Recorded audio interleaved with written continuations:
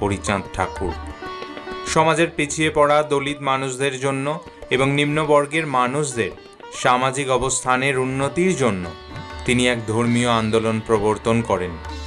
তার অনুগামীরা তাকে শ্রী বিষ্ণুর বিশেষ অবতার মনে করতেন এবং তাকে পতিত পাবন বলেও মনে করে থাকেন।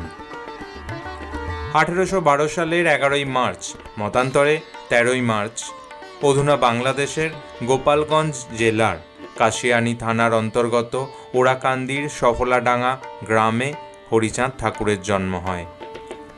বাংলা 1218 সনে ফাল্গুন মাসের কৃষ্ণা ত্রয়োদশী বা মধুকৃষ্ণা তিথিতে তার জন্ম হয় এবং বর্তমানে তার জন্মতিথি পালন করা হয়।